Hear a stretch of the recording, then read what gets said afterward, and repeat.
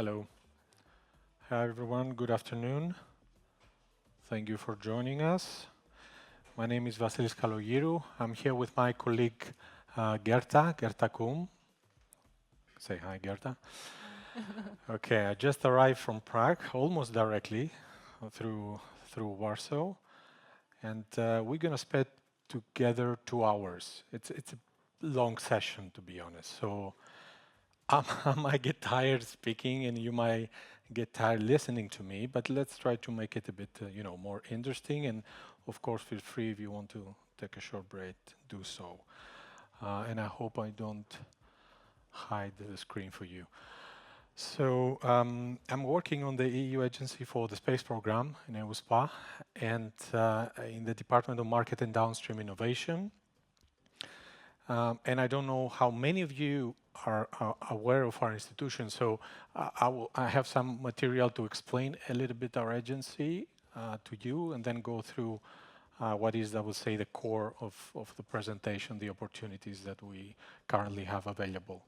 So some of you might know our institution, some of you not, so let's go through it. Our agenda for today is more or less that. We'll try to follow the structure we have there. But before we start talking about the opportunities, let's start having as a starting point the EU space program, and I think this is the way I would like to do it without referring to EU regulations and maybe laws that maybe don't resonate with you. Let's just stay with the core of what is the EU space program for the moment. And we say 2021, 2027 because basically it links it to a specific regulation that came out in 2021. But wasn't there a space program before? There was a space program even before, but not as such as a whole. There were the various components, and there were, I would say, like kind of silos that were developed as silos, little by little. But that was a unique regulation because it put under one umbrella all these different components. Some of you may know some of them. I usually group them with the ones that have to do with positioning, navigation, and tracking, specifically the EGNOS and Galileo component. The one that deals with the Earth observation, which is the Copernicus component. And then we have the two, I would say, new kids on the block. There is a lot of discussion about satellite communication and secure satellite communication. And of course, also the union and our institutions that we try to catch up with the big trend that comes on SATCOM. So we have the what we call GovSatCom, secure satellite communications for governmental users, and what is coming next, the R2 initiative of the Commission. And the last one, the Space Situation Awareness, the SSA, which has various components inside, space surveillance and tracking, space weather events, near-Earth observes. For the moment, what we do as an agency, we are specifically operating the front desk for space surveillance and tracking. Talking about my institution, maybe the mission of our agency in one slide without going too much into detail: exploitation, security, utilization. What do we mean? Exploitation, we have to exploit all the satellite resources and assets we put into orbit to have proper return of investment. I mean, the more we use and exploit, the better, I would say, for all of us, including everyone in the room as European taxpayers.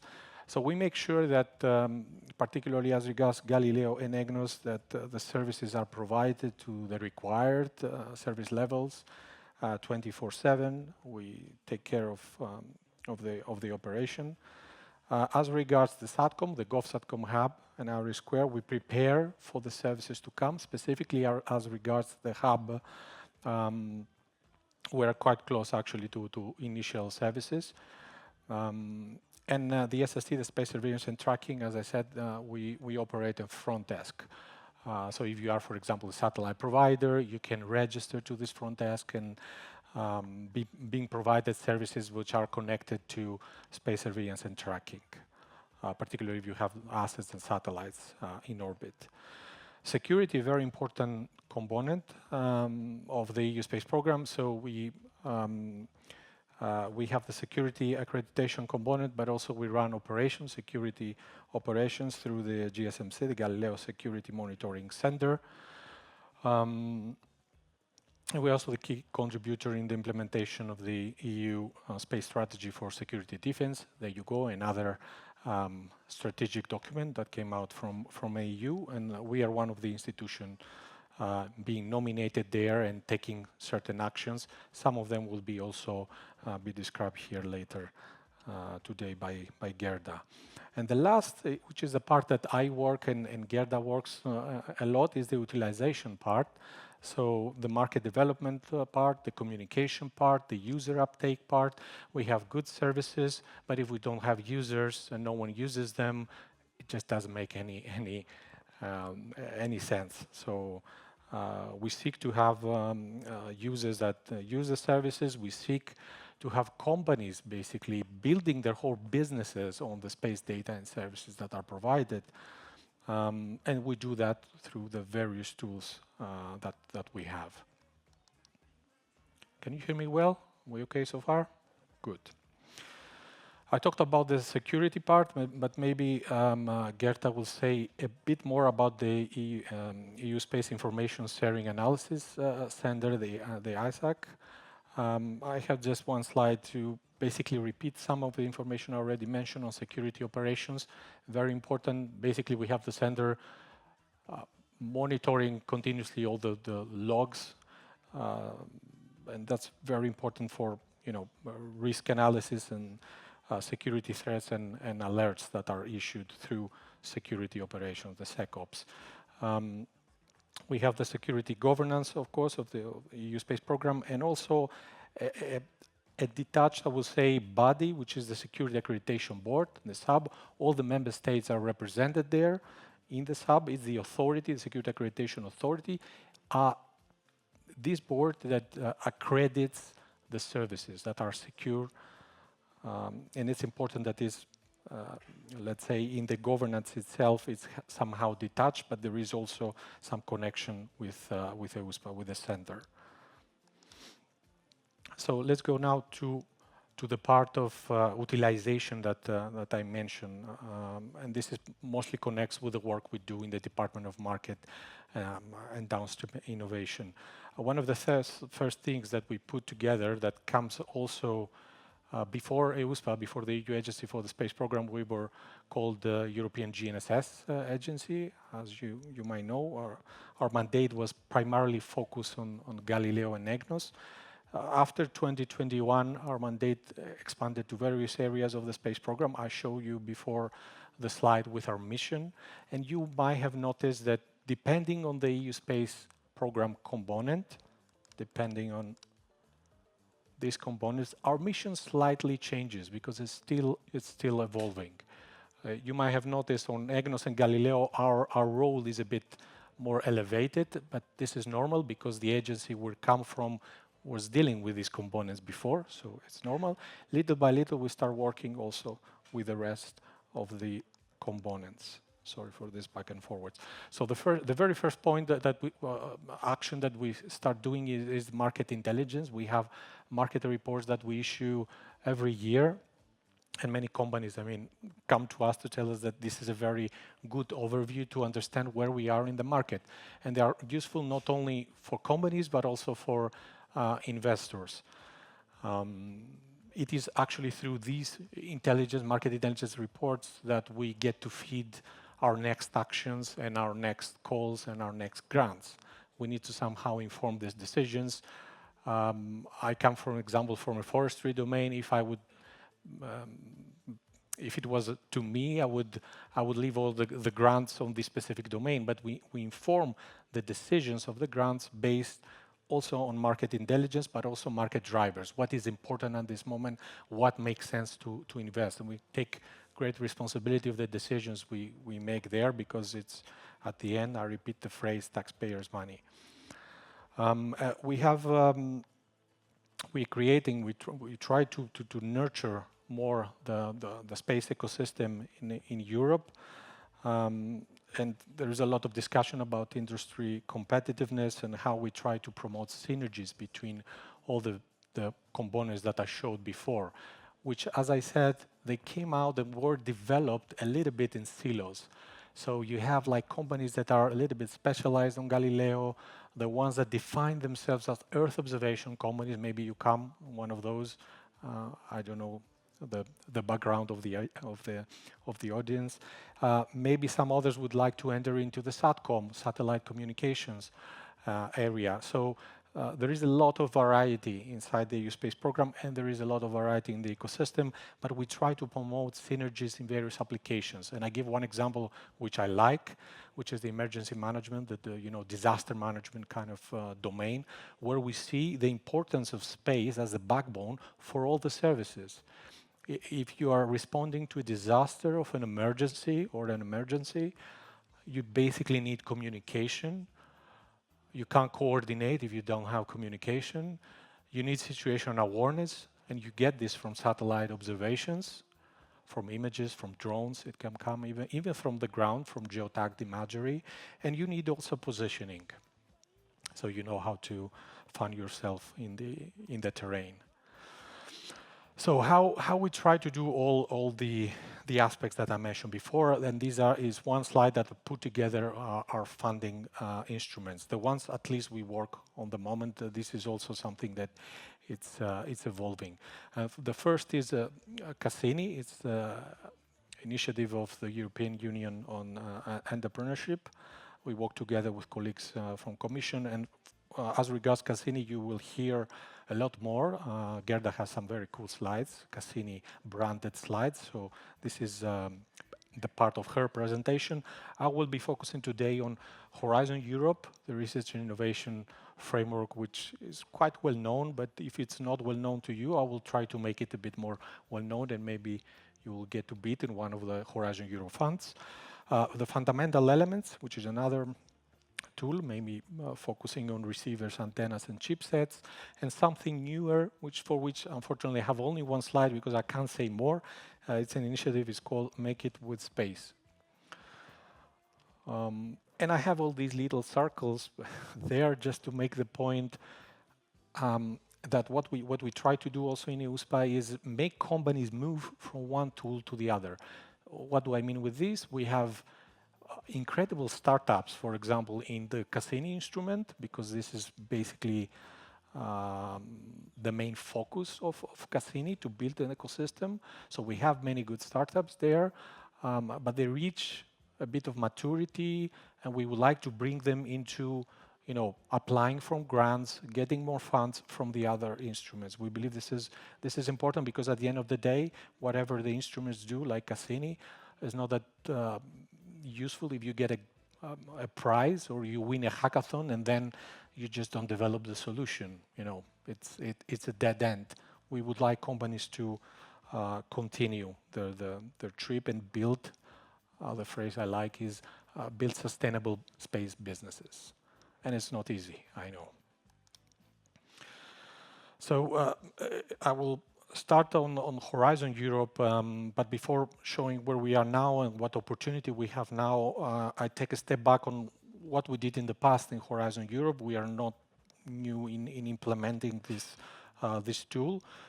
We had, coming from what was called before Age 2020, Horizon 2020, a previous Commission initiative, the previous Research and Development Program.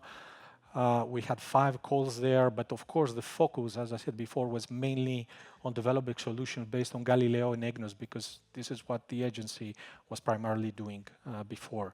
But these things changed in Horizon Europe, so we are already now, or the 4th call. What I show you in this slide is how we get there.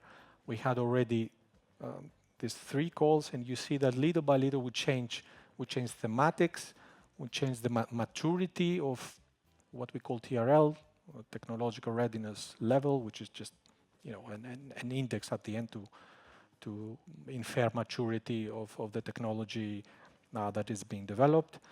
And we try, of course, to be as much as possible closer to the market. We try our grants to be closer to the market, so what comes out of it, it's something that is not really market ready, but what quite close, because it helps also the commercialization aspect.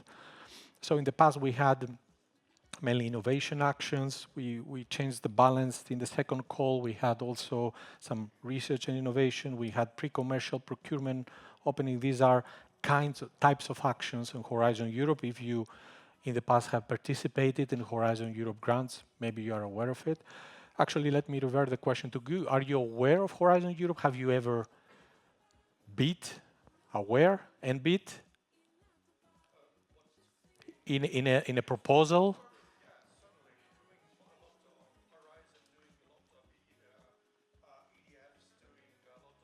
Ah.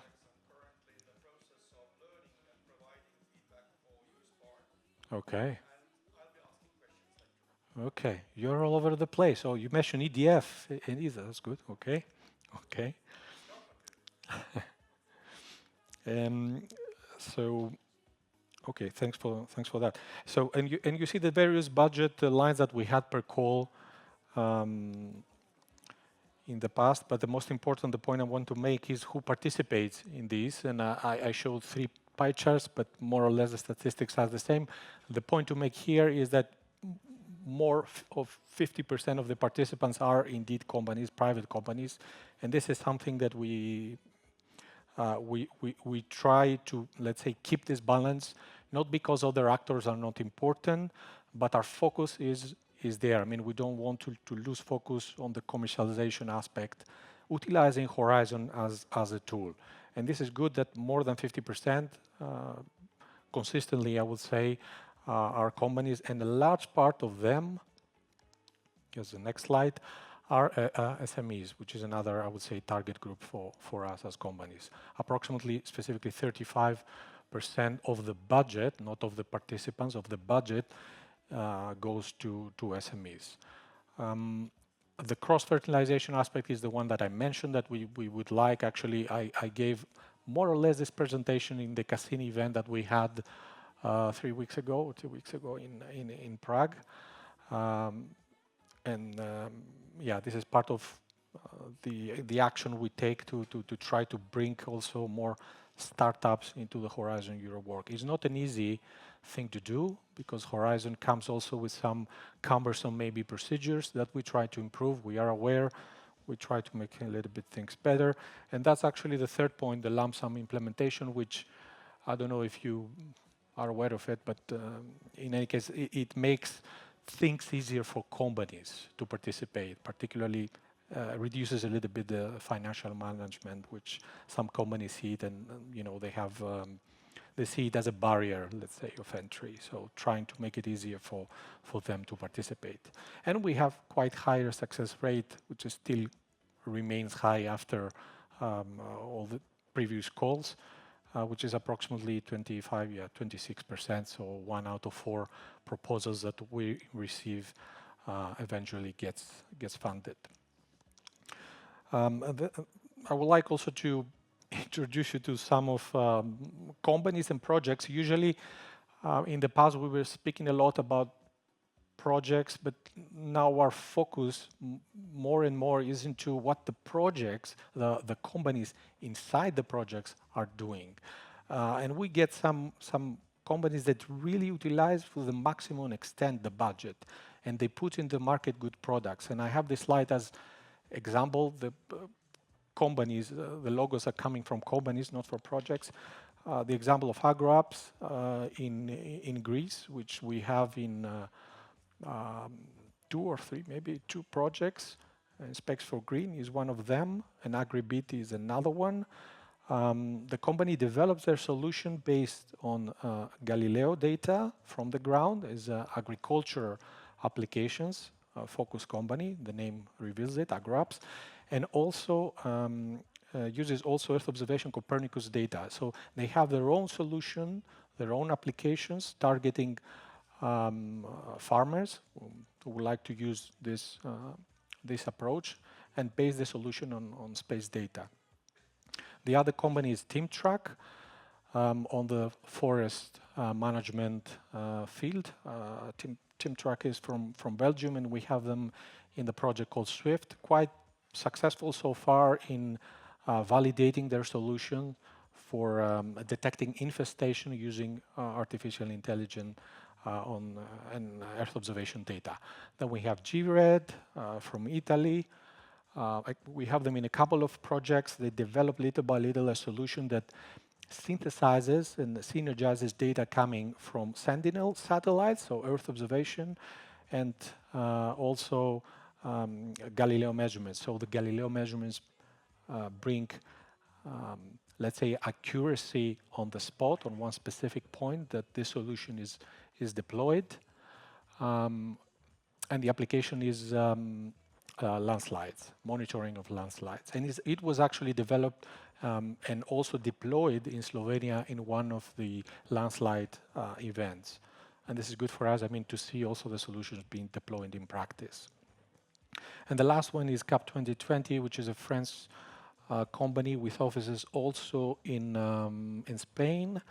And the company also develops solutions for agricultural applications. What you see is the prototype that have developed and a platform, an online platform that they have, which synthesizes data from these units that you see there. Their niche is not simply agricultural management, it's for vineyards specifically. And what they did is use the funds that they get from the Horizon Europe project to get to know their own customer, basically. Did a whole demonstration with their customer, and now they have a contract with their customer. I mean, I would say quite straightforward approach. Okay, but we are here also to talk about what comes next. And we have a call with a total budget of 15 million euros. We have 2 innovation actions there. The call is already open, and the deadline is the 24th of February next year. It opened on the 22nd, so some days ago, so it's quite new. I will go through describing the two actions. I have on the slide the code. The first topic is the space data economy. Very simple, just 3 words. And the other one is a little bit longer. Innovative space-based applications enhancing capabilities for a resilient Europe. At short, the first topic, which has 10 million assigned, deals with space data economy, basically various priority areas we will see in a moment. While the second is what we call resilient Europe, is an important topic for us to work also on security applications, quite, I would say, more sensitive topic. And we have some specific needs in there. I'll tell you in a moment. So now the approach to go, and this is the typical slides we have with a lot of text. You don't need to read, and I won't read either. Let's try to make it easier for both of us, for all of us. So I said that this specific call has 10 million assigned. It's a call that we expect to have, let's say, the contribution per project to 1.5 to 2.5 million, but we are also very, very flexible when we have these approximate, let's say, quantifications. We talk about commercialization of innovative space solution. The focus is here GNSS, or Galileo and EGNOS, in terms of data streams to be utilized in the application, and Copernicus. And we have 4 priority areas. The proposals that we seek to have here should cover 1 priority area. In the past, we had open priority areas, so the participants try to cover all the various areas, and I think this jeopardizes a little bit the focus of the projects. So we ask proposals to focus in one of these priority areas. Which priority areas? Energy, climate adaptation and environmental footprint reduction, green financing and insurance, and the last one, livable cities of the future. Being this an innovation action, we ask for companies to also present a business plan. We have a template that you can just complete. You don't need to build yourself one. There will be a template online for you to download, and you can just complete it. It's a very quite well-known, I would say, template. for a business plan. And the focus, particularly if you are a company and you are here in this event, the target is to turn technological innovation into commercial exploitation. Easy to say, I know, quite hard to do. I have slides for each of these priority areas to maybe try to capture a little bit your imagination. What do we mean when we say energy? What do we mean when we say green financing? And by the way, as I said before, all these areas doesn't come out of nowhere. They were informed as areas, as very promising areas from our market intelligence activities. So on the domain of energy, we have examples of how use-based data can be used. Primarily, I would say, mostly on the side of Earth observation, but also on Galileo. We can imagine, for example, proposals which seek to respond to specific directives or EU laws. Some of them are mentioned here, the Renewable Energy Directive, Energy Efficiency Directive, any kind of sectorial regulation or policy document which might sound even boring to you. When you read it, it might create certain need for services. And this is very important because it basically creates, in a way, certain markets and certain opportunities for companies that use space data to respond to these directives or whatever instruments. So it requires, of course, partnering with companies that are in the energy domain, and of course companies that utilize and leverage the EU space data. Enhancing, for example, smart grid efficiency is one, using Earth observation data to map, for example, or detect renewable energy infrastructure, and so on. On the climate adaptation and environmental footprint reduction, you will see also examples are mentioned in the text of the topic. We have some big, let's say, headliners and focus areas like water management and resilience, carbon removals, biodiversity, also protection and ecosystem services, early warning systems using Earth observation data, and whatever kind of applications lower environmental footprint, using primarily data-informed decisions. We have various technologies, kind of a little bit of a buzzwords here, AI, big data, blockchain, digital twins, SATCOM integration, and so on. So how you do that, with what kind of technology you would do that. And there are some very good examples on carbon removals and carbon credits. There is a lot of discussion how accurate, for example, the systems are. There is also the discussion of greenwashing and how Earth observation is an opportunity for Earth observation actually to demonstrate that we could do with a transparent manner carbon removal and credit quantification, which is quite difficult actually. Deforestation applications, there is also currently the EUDR regulation, which is quite relevant as well. Priority area 3 is green financing and insurance. Also a very promising area of applications, and they are quite, I would say, interconnected. The first one is mostly with the environmental, social, and governance factors.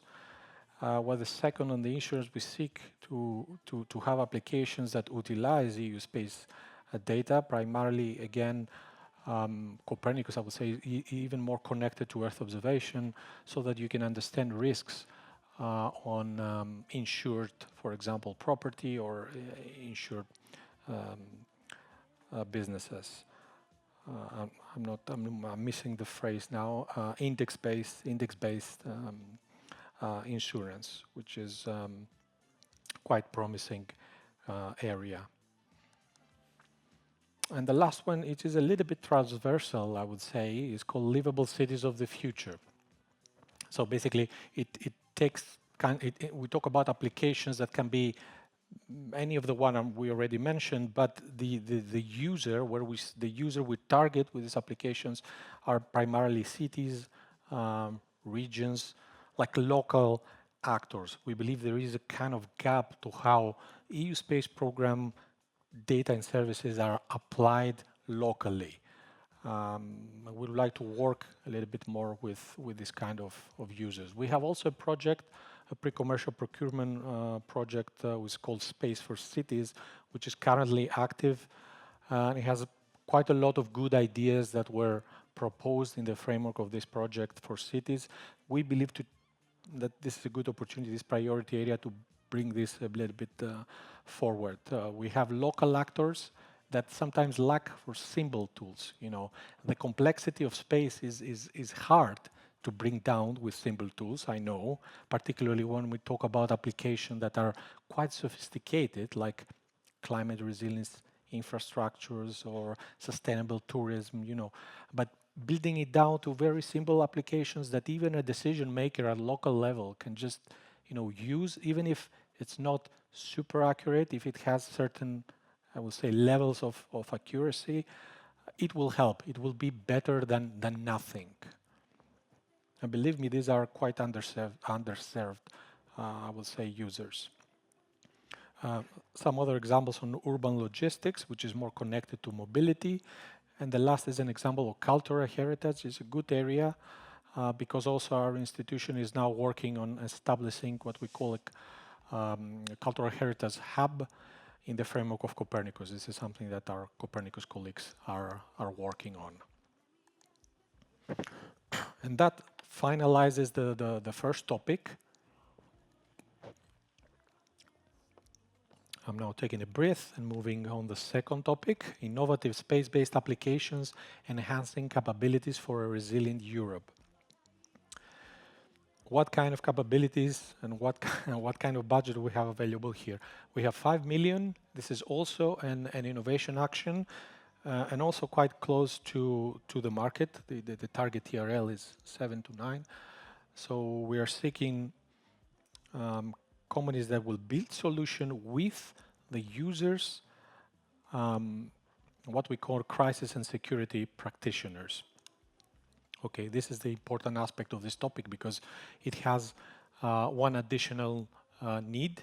We would like the consortia to engage crisis and security practitioners from the member states. And we say we put as a limit at least 2 different security practitioners from different EU member states or associated countries. What do we mean? Which are these crisis and security practitioners? We talk about applications that law enforcement, police forces can use, border guards, coast guards, critical infrastructure operators, humanitarian aid actors, civil protection, firefighters. These are all the examples that you see actually on the second point. Customs as well is another area I didn't mention. So we took this as a need that comes from, if you are aware of Horizon, this comes primarily from what is called Cluster 3, which is more on this kind of, tackles the needs of this kind of users. And we implemented also this time for our call, for our topic. And the need to bring them is important. To bring this kind of institution is important because companies will require to have this kind of exchange with their maybe future customers. This is what we actually targeting on, what we aspire to do. And we have again also in this topic priority areas. So we would like the proposal to cover one of these 3 priority areas: security critical operations, resiliency and functioning of critical infrastructures, crisis management operations. I have again slides for each of these 3, but I will be quite short.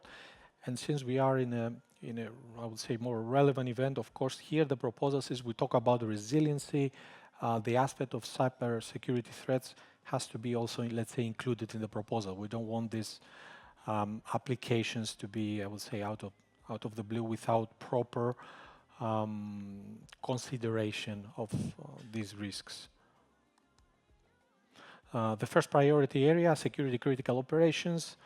Again, I repeat the same users. We took the target customers, let's say, would be law enforcement agencies, customs, border and coast guards, and the needs that these actors have on the ground. Can space data and services answer them properly? The need for situational awareness, for example, the need to deploy drones in a more resilient way, utilizing maybe even recent Galileo modalities that are more resilient to spoofing, for example. Can we digitize customs operations, for example, using also Galileo PNT services? These are just some examples. The second one, we seek to have critical infrastructure operators as users and customers. So we would like the consortia to bring these operators inside their proposals. What kind of critical infrastructures? It could be anything. It could be water infrastructure, healthcare infrastructure, e-government, whatever.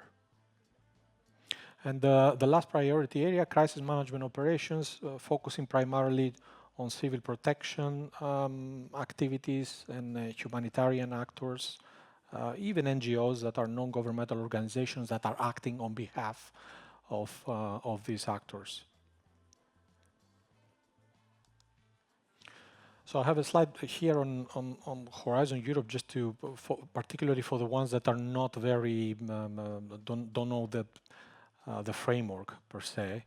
I would say whatever on Horizon Europe is outside in the so-called EU funding and tenders portal. So if you just Google funding and tenders portal, all the information is there. And if you come for a company, particularly a startup, my suggestion would be spend a little bit some time there. I know it's not easy, but invest a little bit some time to read about Horizon Europe, because it can be a tool that can help your company. Yeah, I have some generic phrases there that you can use, the templates that are there, that you try to involve your users and customers in the project. I always believe that Horizon Europe is a good opportunity to bring a possible customer which maybe doesn't even want to buy for the moment your product, but you bring him in the project so you can demonstrate the solution, validate and tailor it for the customer. And this later on can lead to some commercial success. We have the cases that I showed you before in the slide, and these companies did exactly that. I mean, I would like to see also similarly Estonian companies and companies from the region succeeding in a similar manner. And we will hear in a moment someone actually from Estonia. I will finish with a couple of words on fundamental elements, which is another tool that we use, not so much on the application side. I mentioned many times the word application because in Horizon Europe, primarily we develop, the companies develop for us applications and they develop solutions that are more, I would say, software oriented. Fundamental elements is more focusing on developing what the title says, the fundamental elements, some critical components, primarily hardware components, okay? Developing new receivers, antennas, enabling what we say uses technology. And this is an important tool because sometimes we develop new Galileo services, for example, and in order the services to be utilized, you need a proper receiver. So the program develops exactly that, supports the development of exactly that. And this is some areas we will work in the past.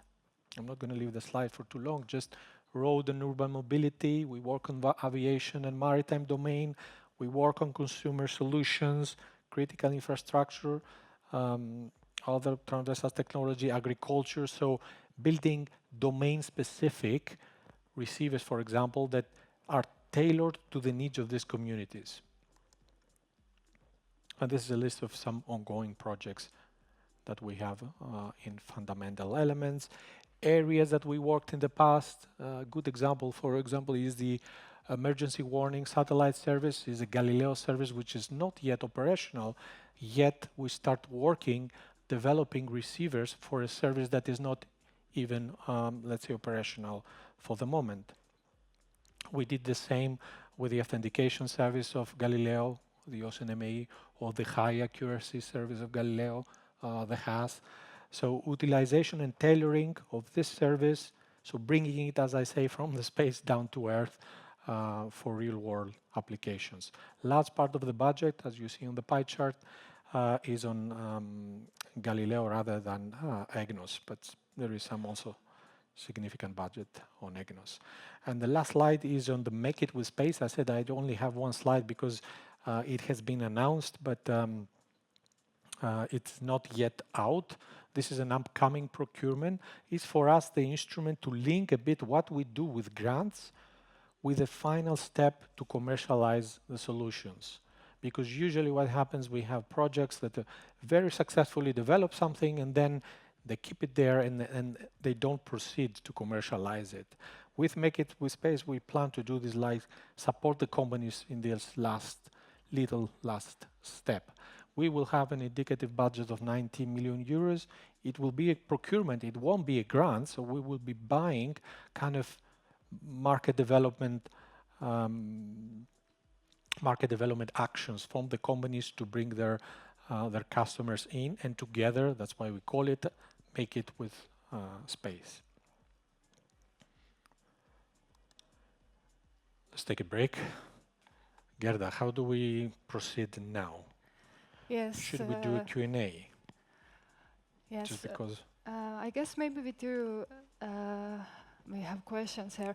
Actually, we have also one company that presented his experience with Horizon. Should we do that and then Q&A, yes. or directly Q&A? So let's do that. So it's a video and presentation in the video because unfortunately he couldn't join. But he has a lot of experience, so I will show you the slides and there will be a person speaking in the corner. And after this experience, because I think it's good to combine those two together, we will take Q&A. So, here we go. Hello, good afternoon. I'm Nenad Ligoric and I'm CEO and founder of a company called Zentrix. Today I will explain you our experience of working with Horizon Europe goals. More specifically, it will revolve around one of our winning proposals for European Space Agency under the Horizon program. But before we start,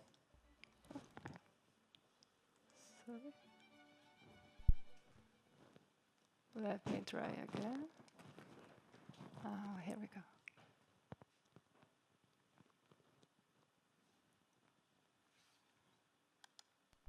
But before we start, I will just give you a brief overview of our company, what we do. Zentrix Lab is a company based in 2 countries. We have 2 main departments. One is research and development, which is a fast-growing branch dedicated to research and application of IoT and AI in different fields. And the other one is commercial department that is mostly covered with development of software for horizontal markets. So we are a software development company, also providing our own solutions in fintech. So we have ERP system developed in-house. We also develop solutions for wide market use for different sectors, but the main flagship solution from our side comes in the fintech market. We also try to be a front runner with the application of the innovations in the commercial products. So we, wherever possible, try to integrate the know-how and the outcomes of European projects into the commercial services. These are some of the key questions that this presentation will cover, but I believe that we'll have some time also for questions at the end, because the topic is very complex and I don't think everything can fit into these 10 to 15 minutes.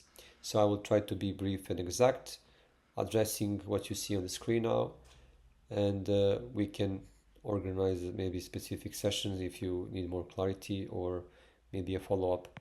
So let's start. Why Horizon Europe program?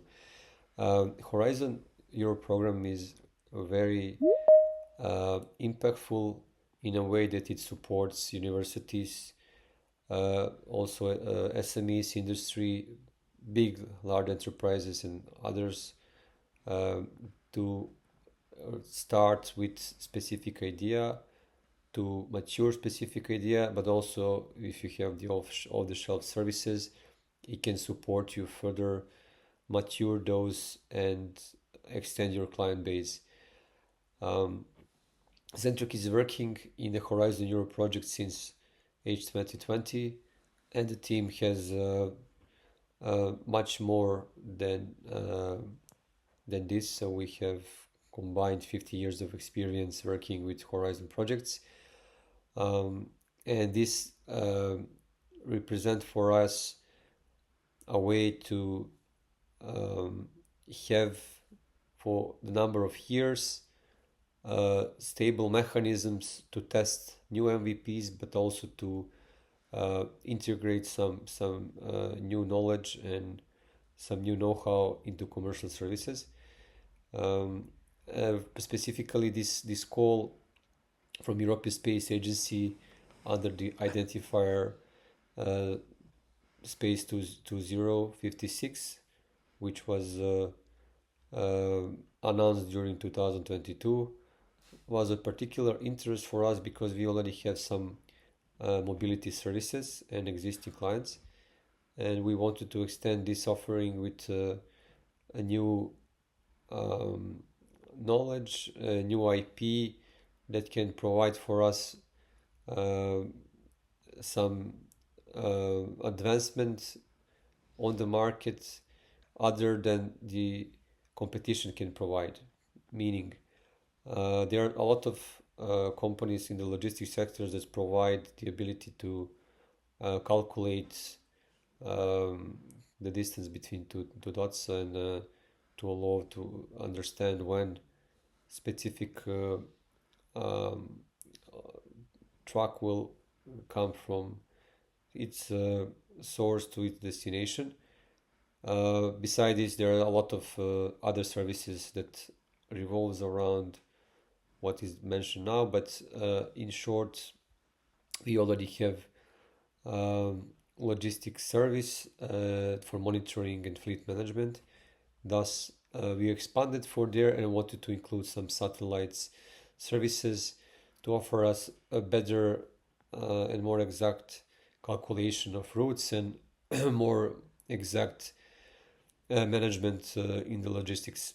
So we decided also to involve our clients, and this show at the end is a good approach. The consortium is built using our existing network, so it's always difficult to start with some idea, or if you have some services, people always made mistakes because they do not understand how these projects work, and they have they are more on the end user side. They have some service that is a website or something specific. They would like to get funds for it and then to extend it, but the main problem is that they are always lacking the innovation perspective. So it's always good to start from something existing, but you need to look a few steps ahead. So you need to look how innovations can bring you the value, and then to extend from there to try providing something that is innovative, but at the same time you need to fit this in the specific call, and not always your idea is something that you would like to submit to this kind of calls. There's multiple versions of these calls, most of them fund only consortium of many partners. Some of those mostly EIC grants fund only one. So the goal is to select the appropriate and to understand that you cannot fit one idea, one specific partner into a full picture always. So for these usual research innovation grants, it's a consortium of 3, 4, 5, 10, even more plus partners. And you will need to see the bigger picture. And it's always very hard when you start to understand how you should wrap this up as a pitch, how to wrap it up as a concept from which you will going to build a consortium and everything else. All in all, as mentioned, this topic is very demanding and it cannot be covered in this short slot. But if you want to know more, and for the beginners, we authored some time ago Horizon Europe Handbook, which you can access to by scanning the QR code.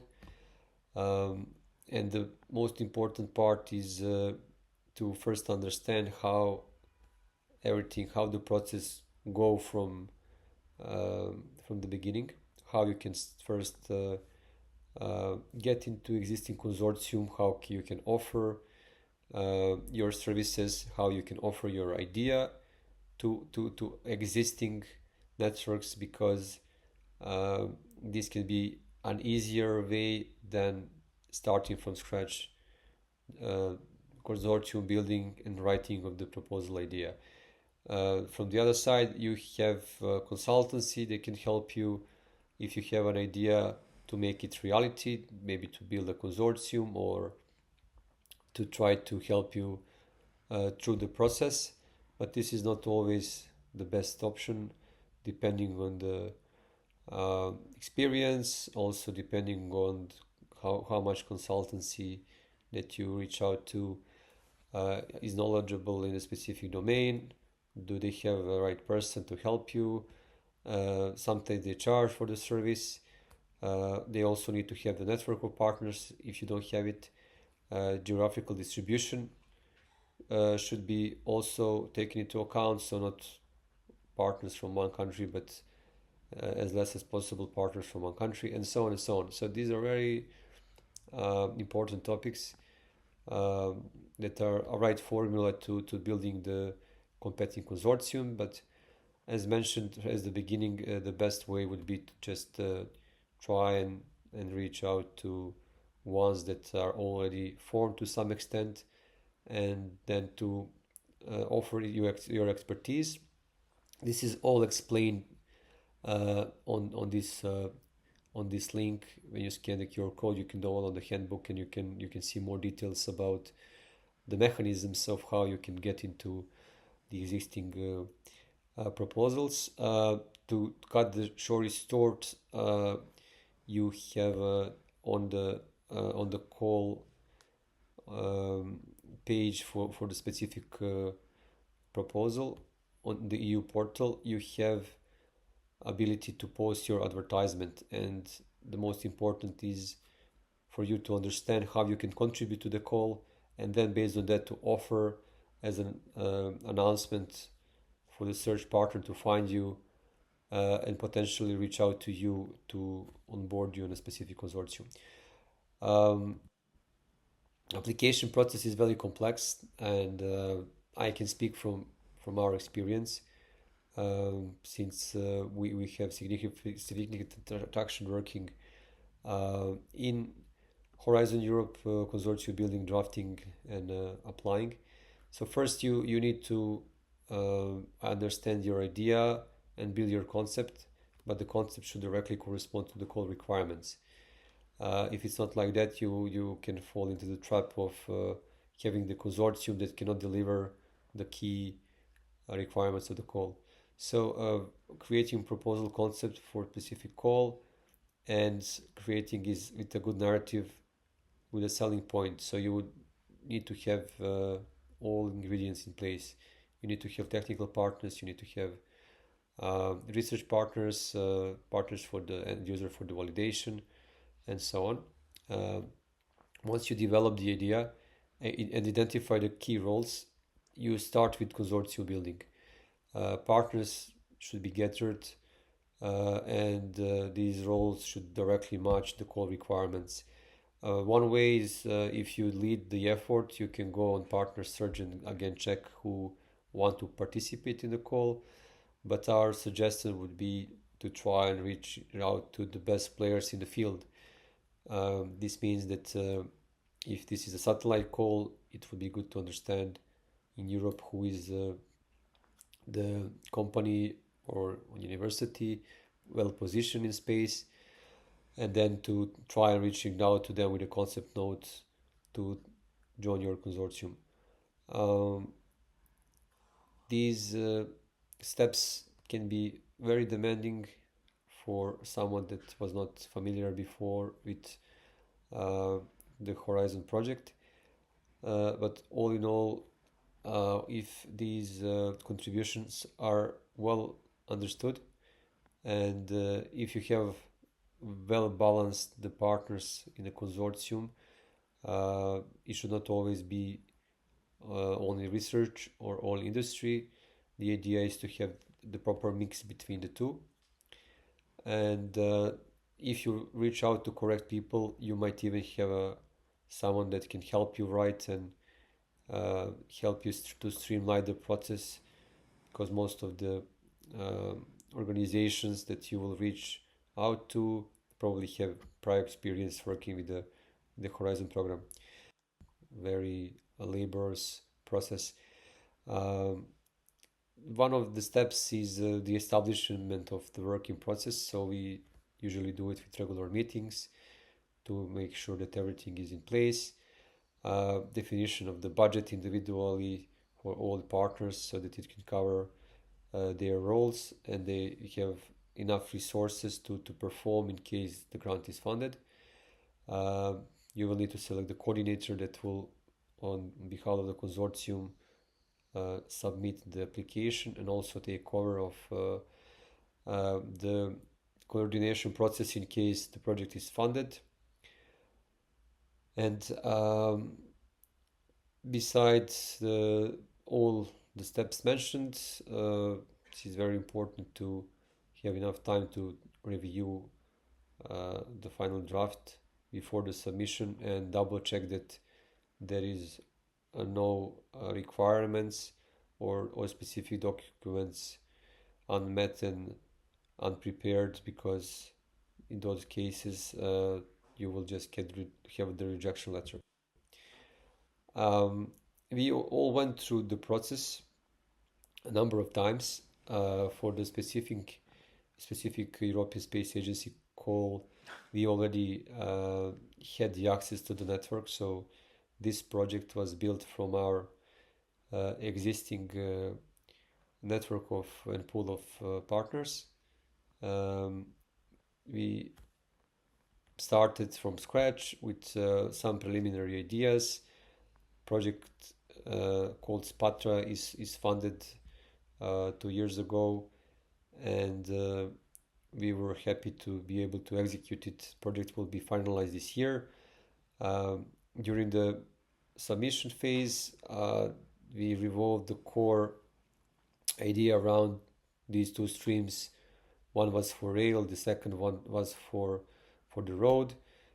Since Zentrix was working on the road use cases already, it was logical that we lead the road use case, and we onboarded a company from the logistics side to help us with requirements, help us with fine-tuning existing services, and at the end to validate what we developed. So it is always good to have end user in the consortium that can give you tangible requirements, co-create the service, but also to validate what you have at the end, as sustainability is very important for these projects. By the time that you reach the final month of the project, you should already have some business plan and idea how you can monetize what you developed. Other stream was for the rail, and we don't directly have Rail Serbia in the consortium as a beneficiary, but we had them as a part of the project through advisory board, and also university that is in a call worked tightly with them. So there is also ability from that side to do the validation of everything.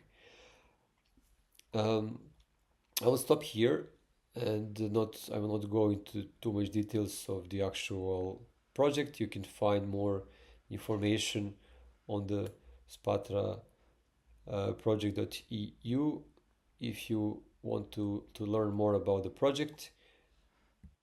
And I would like to thank you very much for your attention. If you need any clarification or in case that you would like to get in touch with us, you can do this by using following mail on the screen. It was very much pleasure for me sharing our experience, and I will like to wish you a nice day. Thank you very much. Good. So yeah, that was the experience. And if you have any questions, then I guess Vasilis can come to the stage again for those. What are your questions, if any? Yes. One is general comment regarding some meetings with USPAR that well, finally at the end of the presentation you came to the future. This is very characteristic to USPAR presentation that it is 80% history lessons and maybe then some talk about business opportunities also. So the recommendation is to change this proportion to first start doing business opportunities and then maybe if there's interest do a history lesson. Understood. The second sort of comment is, well, when USPA is targeting SMEs in these programs, then how could USPA's own procurement process be actually SME friendly? Because currently it's mainly, well, it's very convenient. It packages stuff into big lump stuff that is convenient for LSIs, and then USPA doesn't want to deal with SMEs. But standard stuff like red teaming, I mean, it's very easy to have that bought in a standardized procurement portal. There's EU tendering portal. Yeah. Comment from an SME point of view would that USPA in its own infrastructure services would start more using also EU services and becoming more SME friendly. No, thank you very much for the comment. I take it mostly as a comment rather than, I mean, it was a comment, it wasn't a question. Appreciate it. How it's, the how doesn't have an answer right away, but it has, I would say, a process to more internal discussion with colleagues. And because don't you think that we as involved wouldn't like that, let's say? Of course, we will. As regards the first comment, I mean, I counted my slides, but I have to say the history. Sorry, I don't know to the people I'm talking to. You know, you were the lucky one who had the knowledge. So for you, it might have been boring, but I don't know the whole of the audience, so I have to go through the history. And later on, of course, it was the Horizon Europe call, which I would say is not history, is right now open. So that I believe that was useful as well for you. Anything else? But let's. Here is one question. Peter Warren from Future Intelligence. What's your vision? What do you want to achieve? What's the aim? One word: commercialization. That's the vision. For me, that's clear. That the companies that build something with the tools that we provide are then going to the market. I mean, go to the market is the target, I would say. And I'm saying this not only from the perspective of someone who works in an institution that tries to make this happen, but someone from in the past was part of the consortium himself. I mean, trying to do that, seeing also the world and how difficult it was, I would say.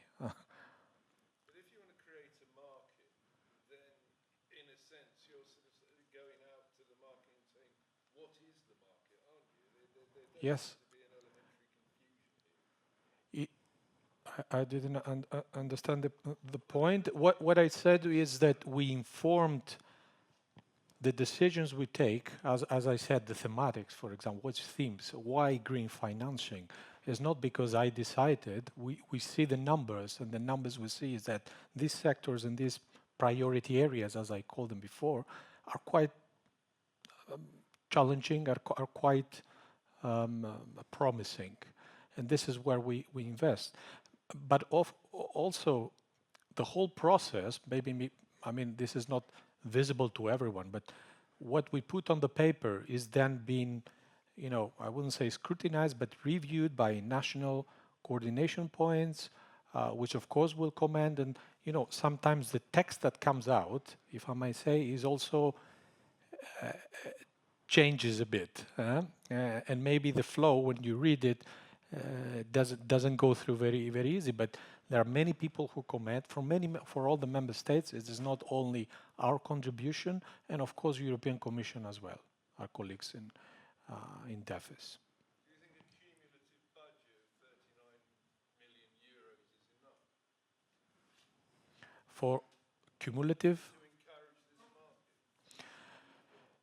market? You said the right part, encouraging, not creating, because I don't believe what we do just creating it. I mean, opportunities exist by just putting open services available. So surely, I would say companies that are really market savvy, they are there already. They don't wait for a Horizon Europe call. I will be very honest with you. The companies that really see the market, and there are a few, they are really there already. If they can use our Horizon Europe, let it be. It's better for us. Actually, this is the approach that we take when we show our success cases. I don't like to say, oh, that's our project and it's very successful. No, because it's not true. It's not true. Our project might be successful because one or two companies inside the project do good work. And these companies are the ones that we really scrutinize and monitor and try to find. Sometimes you can see them at proposal level or at kickoff level. You see and you understand. You go to the website, you search for it, and you see that they are active. They are there. And then we have the ones that, they are there, but don't have a plan. And this is the sad part. They are there because they just used to be there, but they need a plan. Why are you? And this is one of the questions, because we are both, Gert and myself, also project officers. So when we have the kickoffs, you see that you pose the question, what do you try to get out of it? Because you wrote 45 pages, which nowadays we don't even know if they write themselves. Maybe there is AI writing a proportion of that. We don't know. But now you will have to implement it. So what do you try to get out of it? And then you have different responses also, because by the moment they start implementing what they wrote, some time passed, some months passed. And if we talk about thematics that the market is changing, something might be already old. So we need quicker, we need quicker implementation. This I'm definitely with you, an easier implementation, but also the program we implement is not ours in the sense that we have to follow the biggest Horizon Europe framework. We cannot go out of that framework. So when it comes to Horizon Europe, it's not our decisions there. Our decision is if we will implement lump sum, yes. Our decision in if we will put that under innovation action, yes. But the whole structure, what we could do is give our feedback to Commission colleagues. And please, I see you. Now I have a question also. The question is how to actually solicit feedback from USPA Mhm. and not being in the same physical room, meaning that our best effort was that in 1 month sending an email to this official EU SDT email was that, yes, we have received your email, we are dealing with it, and that's it. Usually the response when we sent it to the EU SDT people was either they were out of office or zero response. Who was this email? It was I want to know. can you Not the person, the email. Let's not make. But come, yes. We were having 1.5 I don't know what is the issue specifically, It but was satellite conjunction avoidance. okay. And the email you mentioned was the SST, the front desk. Yes. When that happened? I think it happened last year. We were trying to contact it from the start of our project ShareSat from 2024. Hmm. And well, at every conference when USPA was present or EU STT, we tried SST. again. Let's meet at the conference. We sent some emails. Never anything besides I'm out of office. No way. That's our very funny experience. Good to know. You can email us in research at euspa. No, I'm joking. Let's have a discussion. I would like to understand a bit better. I mean, referring. Basically, we cut out interviews with EU STT out of that project, and we just interviewed industry, who was very happy to come and talk. And Supposedly, EU STT is offering that service for a lot of governmental customers yeah. who are very interested, might be very interested about confidential computing and protecting the data that they are using or their location of the satellite. Let me just for the context. And you work on which institution? Cybernetica and what? It's a company you're working for. Cybernetica, we did a research project with ESA. It's named ShareSat. We just sent all the contract closure documentation last week. So the whole project has been a very great success. We've been inviting EUSDT for the several workshops. Never any reaction. Is it the ChirpSat? ShareSat. ChirpSat. Okay. Okay. There is also a question there.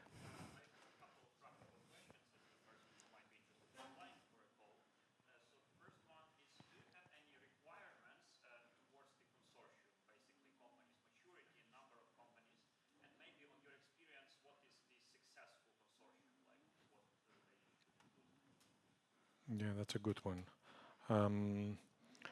Requirements for the companies in terms of, I mean, how many companies would be in the consortium? It's not we don't have some kind of minimum or maximum requirements. What I have seen, just from my experience, is that usually the more flexible kind of consortia they are, the better. That will mean not so many companies, to be honest. I've seen projects with many beneficiaries. Is very difficult, hard to manage. It's easier administrative because you don't have many fragmented projects, but you have a big one. But I doubt how impactful they are. So usually keeping the consortium, small enough, I think it helps. But of course, for that being said, there is a minimum requirement, for EU and associated countries. So at least at the end of the day, at least 3 participants you should have. Yeah. There is a list online of associated countries. You can, if you Google, you will find they are, associated to Horizon Europe countries. It's not 1 or 2. Is a list, and it's continuously, updated this list. But it's good to know. For example, United Kingdom now is also associated country. They were not before. After Brexit, the changes. Now they're back on the list. Ukraine is also, yes, to my knowledge, from some months ago, they are also, yes. And actually, we have them in some projects. And Spatra is one of them, the one that was presented before. There was an Ukrainian participant in.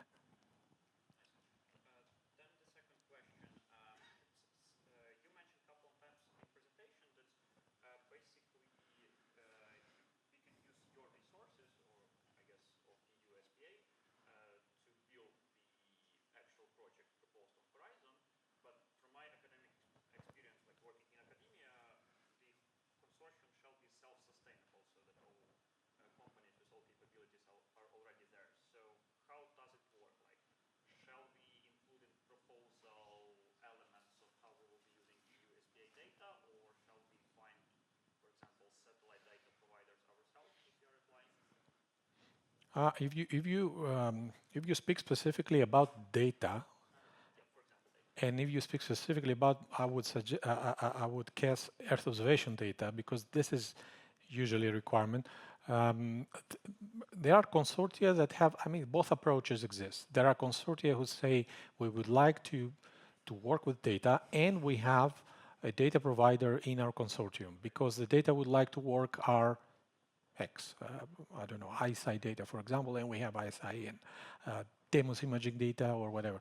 And there is the other approach. We say, okay, we will work with data. We will go with free data from Sendiness, for example, and we will use Copernicus Space Data Ecosystem. I'll give you an example. Or we will, this is the other road, we will bid for, we will make the proposal available to all the contributing missions, for example, of Copernicus. And then you will be given a specific quota, and you will be able to use this quota, this data quota that you will have for the project purposes. So projects indeed are eligible to make this specific requests.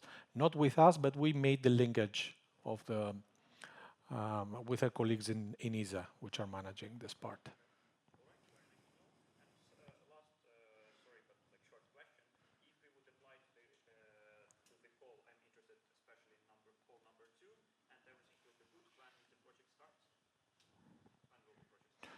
Project starting. I would say it's difficult to say because in the meantime, in the middle there will be the evaluation. So usually I would assume autumn of 26. Yeah, I would say that's a fair guess to make.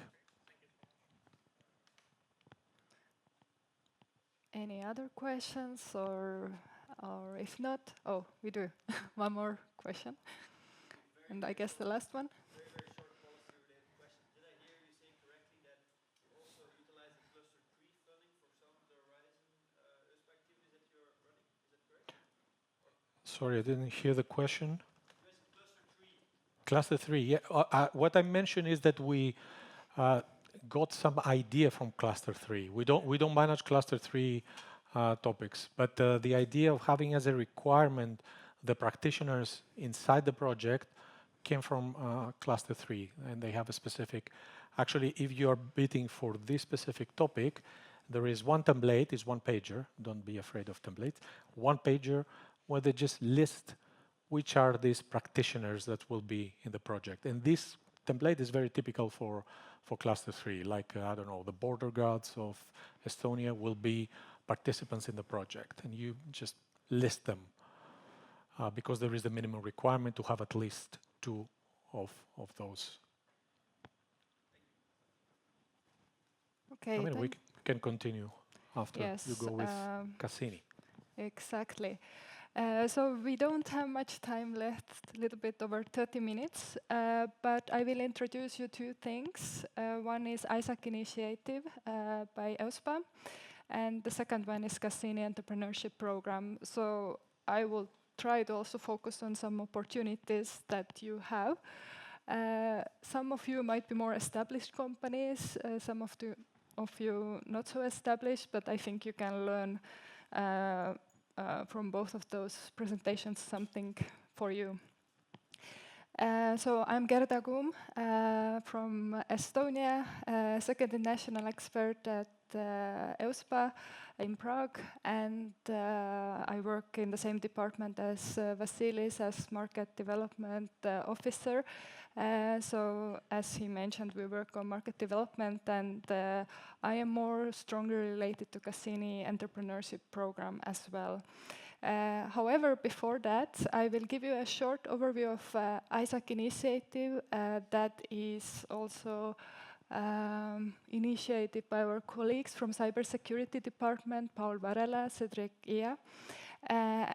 On behalf of them, I will give further a message about this activity. And it will be a short one. And you're welcome to contact them. There will be email in the end. If they don't reply, get in touch with me, and I will make sure they reply. Yes. So what is ISAC?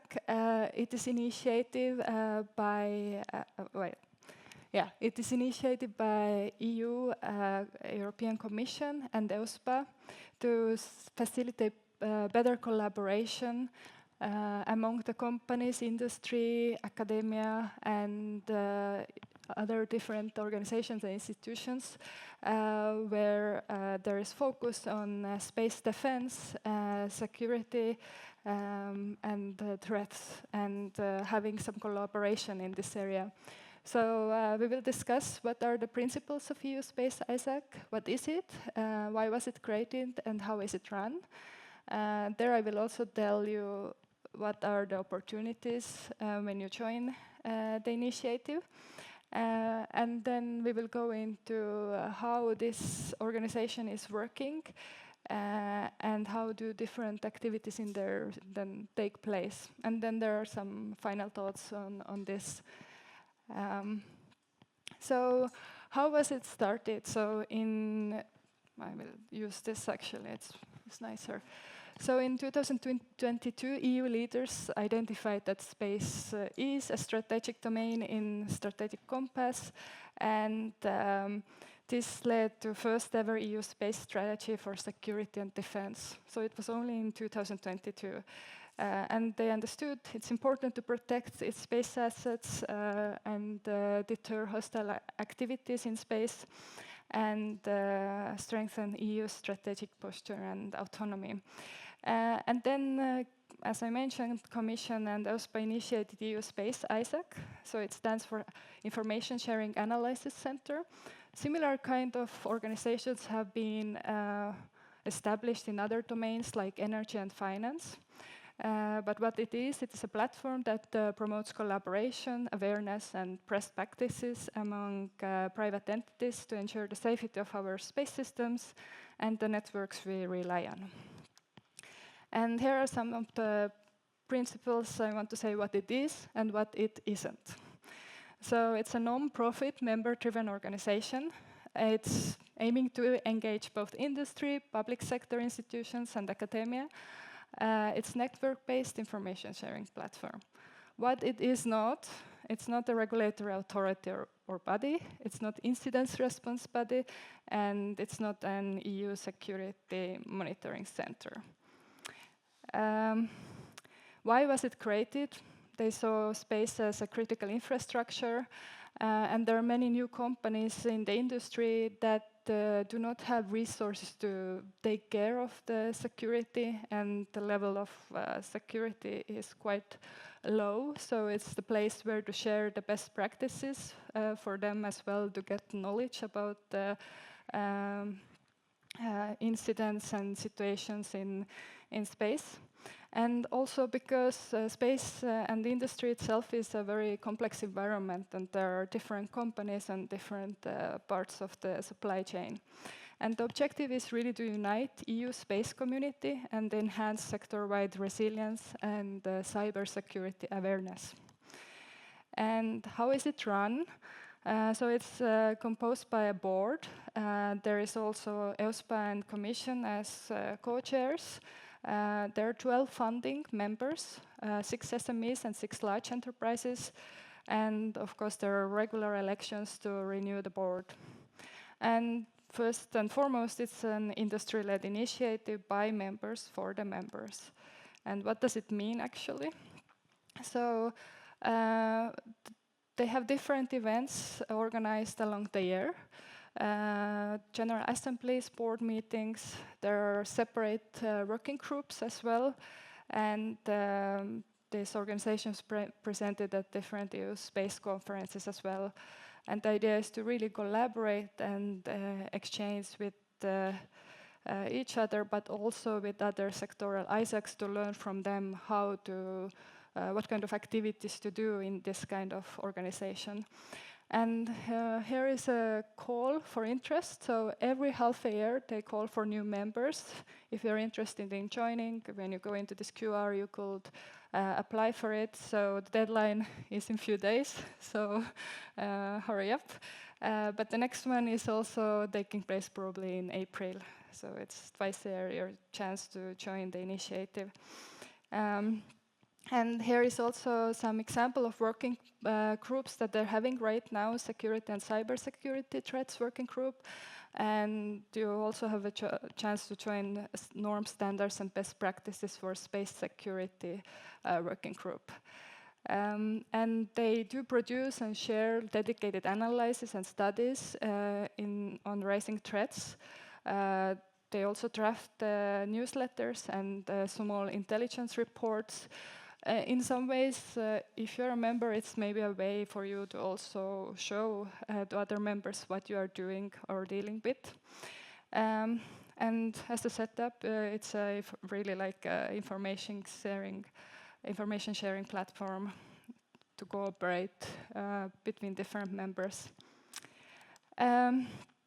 So the whole idea, to wrap it up, for this initiative, it really goes together with much larger effort in EU, so that it's part of EU space strategy for security and defense. It aligns also with the Space Act as well as with latest EU space cybersecurity directive. And the aim of it is really to foster cooperation and communication across the whole ecosystem. And we know all companies face security threats, and the competition in the space market should not stand on the way of collaborating among those companies. So yeah, I hope this gave you an idea about what EU Space ISAC is doing, and feel free to join if you have interest. And then after that, I will really jump to a completely different topic. Okay, just a moment.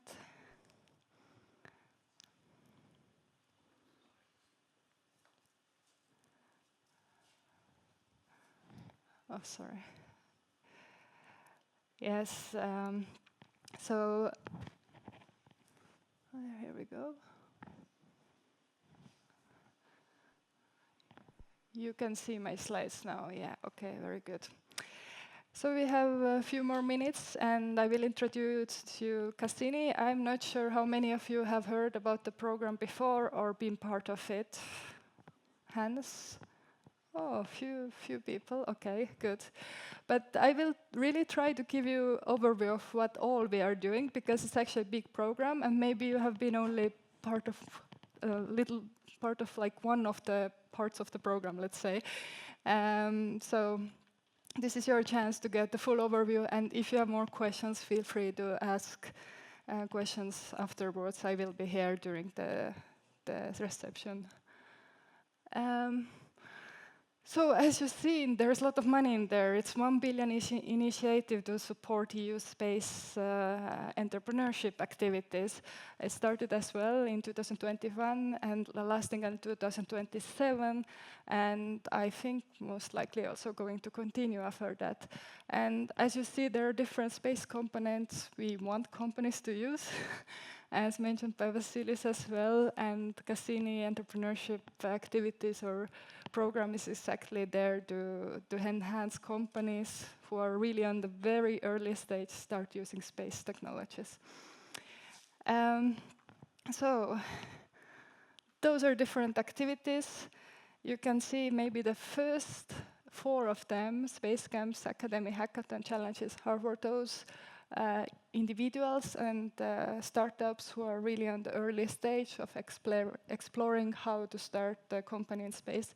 But when you go further, business accelerator, matchmaking, investor, network, this is already more serious business. It's about scaling up and getting investments, getting like big deals in Europe, but also outside.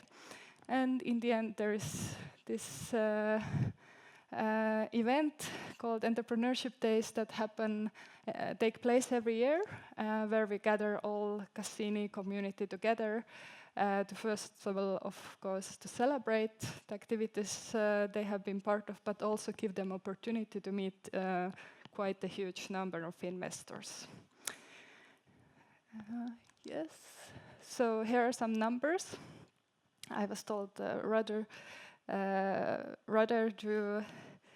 to to show some results, also the opportunities, but I still go through some results as well, because I think it gives you some idea about what we have been working on.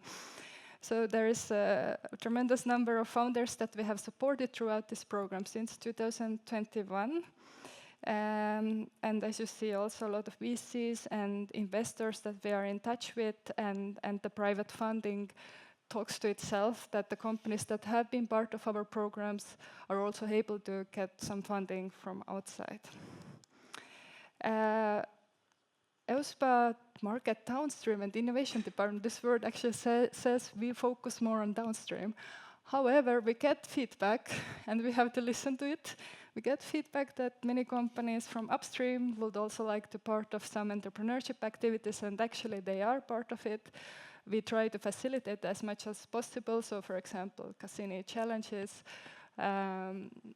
this year was also including upstream companies and opportunities for them to apply. The same for Business Accelerator. It's not always downstream, focusing on solutions on Earth, but also solutions up there. And here is some overview of commercialization and startups that are present across the Europe. These numbers are already updated. I have to tell we have probably 740 startups in our database. And you see, of course, that the bigger the country, the more the applicants, or the more the people that have participated in our programs. Here is also number of investors. So when we started, we had very few companies and very few investors in 2022. And now we have quite a huge amount of investors, and during entrepreneurship days, it's a small event for 2 days. We had 38 investors present there, just looking through the portfolio of all the Cassini space companies. And also we have some collaboration with corporates, something that we want to even enhance further. So it's a challenge for ourselves as well. And yes, so I will go a little bit more in detail into every element that was on the first slide. So Space Academy, it's an EU learning platform. I don't know how many of you know about it, but it's actually right now pretty good because it was updated recently. It has lectures free of charge. You can log in and join the platform. And it also includes news lectures on cybersecurity and other relevant and currently important topics. And right now there is also opportunity for companies to get one-to-one mentoring, or individuals actually, which is, I think, great opportunity for everyone who wants to start with the company. And it is in both ways. If you know about space technologies but want to become an entrepreneur, it's good to take those courses, and vice versa. Cassini hackathons and mentors could be like a next step after you have learned something about space.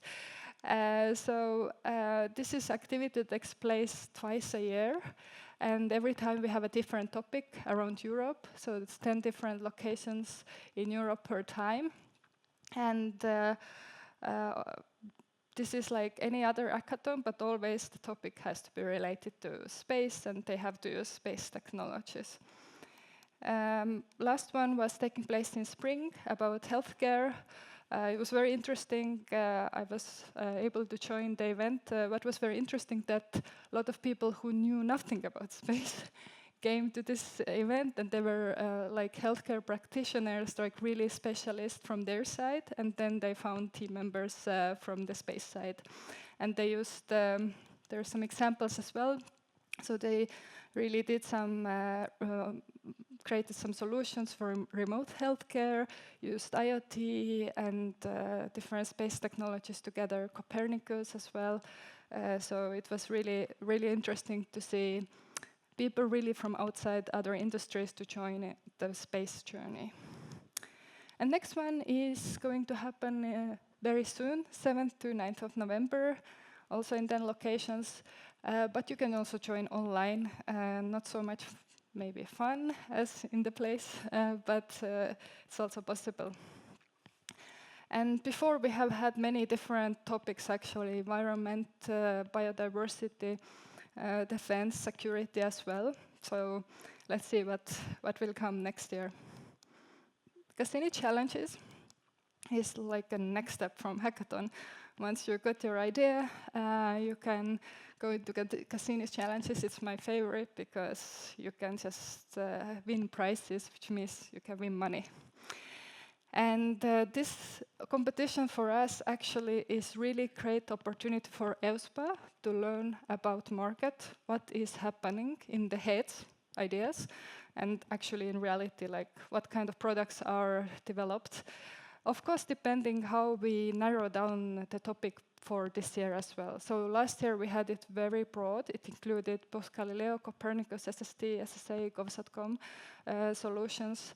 And I have been in the jury and reading many of them. It's a really huge pain because the amount of applications is 300 plus usually. But it's really a great opportunity for us to learn and for the participants to showcase what ideas they have, what prototypes they have, and what products they have, and also get validated, is their idea or prototype or product good, because we really try to give prizes to the best ones. And it's especially hard to choose products because many of them are already developed companies, get really high amount of investments, and yes. So there are some examples from 2025. I couldn't find any Estonian company, but I could find the Lithuanian and Finnish, so I put them as examples. Yes, I recommend to join if you have any idea, prototype, or product. It's coming up again in the end of the year. You will probably hear about the competition getting opened. And Cassini Business Accelerator is like a next step when you have your product and you want to scale up. So it's offering coaching, training, and different events so that you should be able to improve your commercial capabilities. And it helps participants to develop their sales and fundraising skills. And our idea is to really get them skills to go there, to grow their sales, but also to get some funding. And if I'm correct, it was Capacete joining Business Accelerator also last year. Here are some other companies as well, some success stories. As you can see, they have been able to secure some fundings after participating and signing some new contracts. Cassini matchmaking. This is also a very interesting program, in my opinion, because first of all, you have to join the network of matchmaking, and it's there for you to find partners.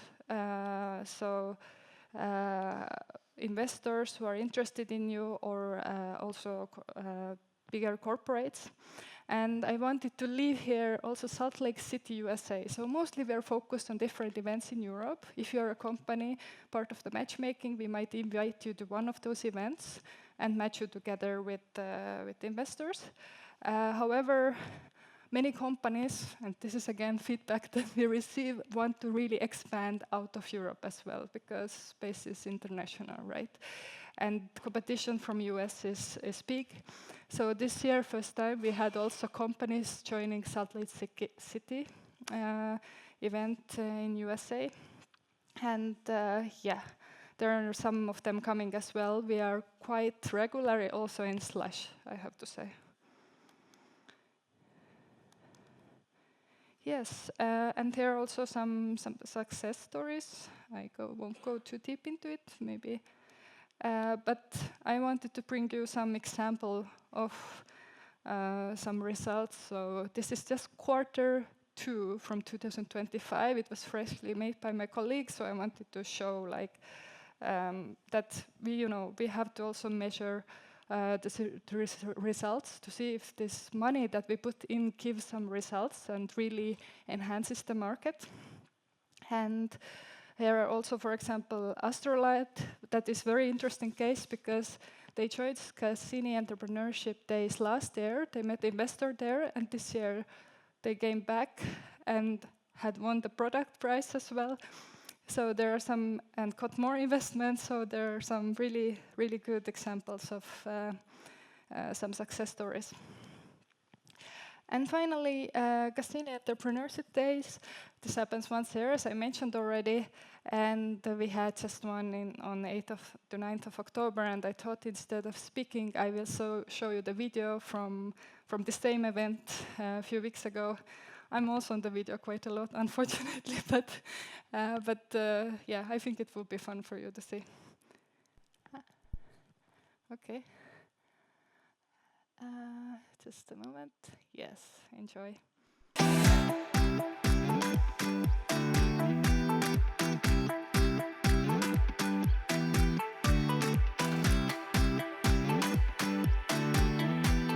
Cassini Entrepreneurship Days is our flagship event for space entrepreneurs in Europe. It gives the opportunity to startups to meet with investors, to create collaboration and to find their way forward in the entrepreneurship jungle out there.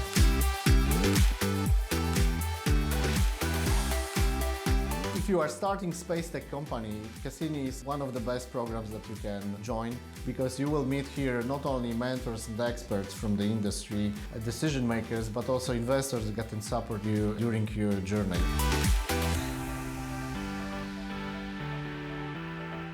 The 21st century is the century of space. There are incredible opportunities for space companies to be born and to grow and create new businesses. This has and will keep having a lot of spillover effects on other sectors of the economy and on other policies. Here we are talking about innovations that use space data and space services, but they are not uniquely dedicated to space. They are solving challenges that exist in city planning, in agriculture, in the pharmaceuticals, in very, very diverse sectors. Space is always the forefront of the technology development. We in Europe, we can develop state-of-art technologies and build an ecosystem around it.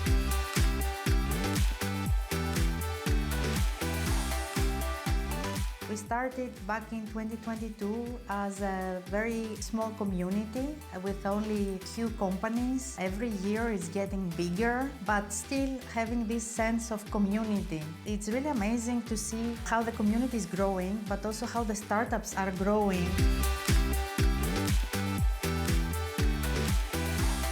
It's a recognition of years of hard work. It's putting us on the spotlight, recognizing that we have commercial traction, that we're solving real problems for our customers. It has given us a lot of visibility, support, and the fact that we know that what we do, they believe in it and they see future in it, so it helped us to grow.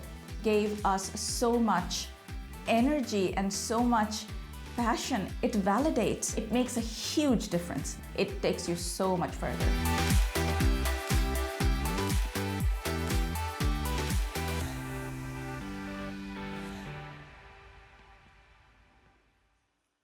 Yes. Oh.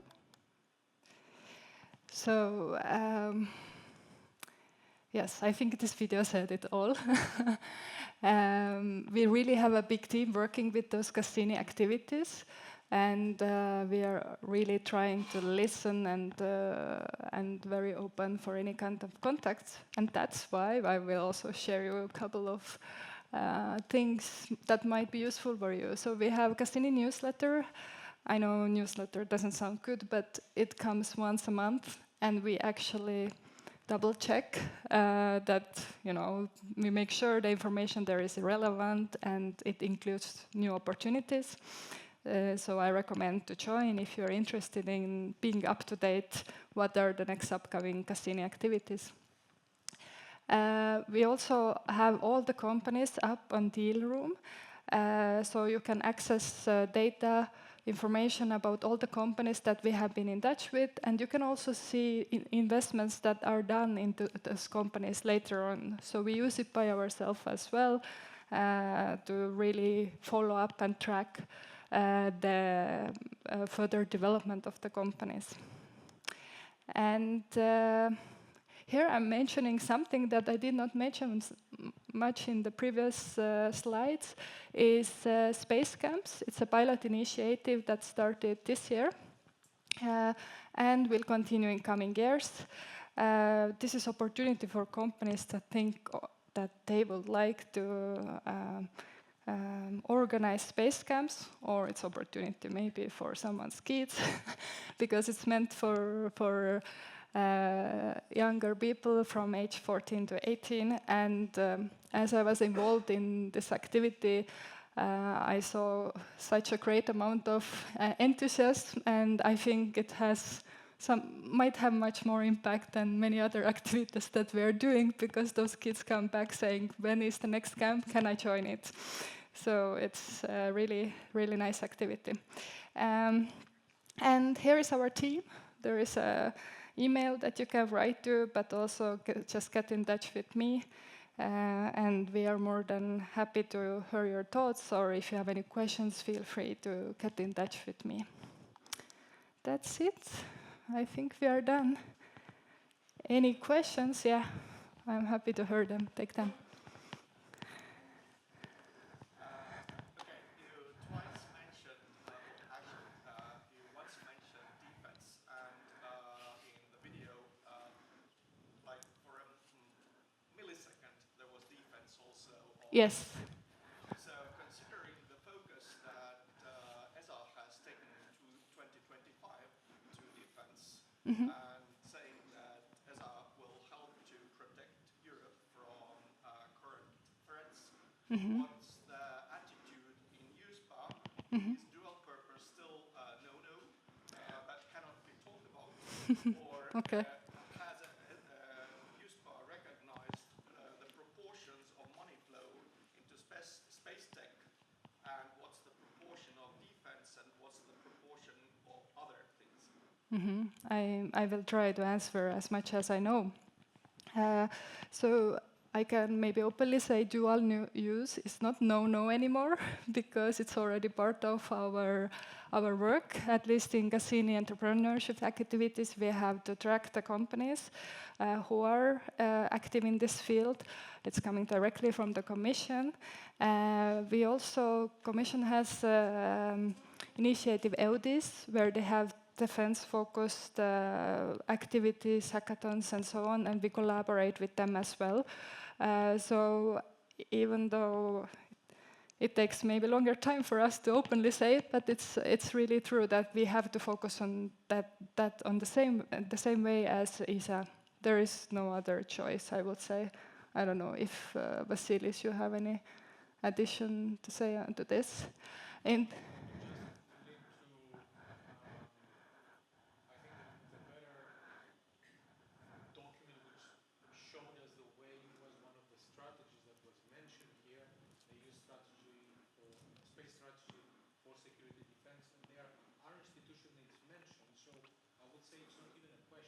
We need to deliver what is written there, and in more concrete manner, we also wait what the Commission would like us to do, because it's not only our call. Let's put it this way. Yes. But yeah, that's. You definitely is very much interested in using civil space tech in other ways. Yes. Yeah, so I would add here that in Cassini activities, at least for sure, you will see more and more defense topic. We can't avoid that. Yeah. Any other questions?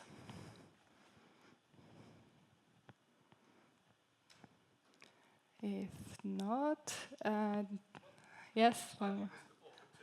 Though you are not the Isaac expert, No, yeah. the question is actually, why is the Isaac organized against the current prevailing economic structure of Europe? I think we are living in the capitalist society. Isaac, as a non-profit organization, is trying to basically eliminate the private sector. Okay, I'm not the perfect person to answer to this, but I will be curious to hear what my colleagues on this topic will answer. Well, I don't know why you say so. What exactly? Because all these services are freely available on the free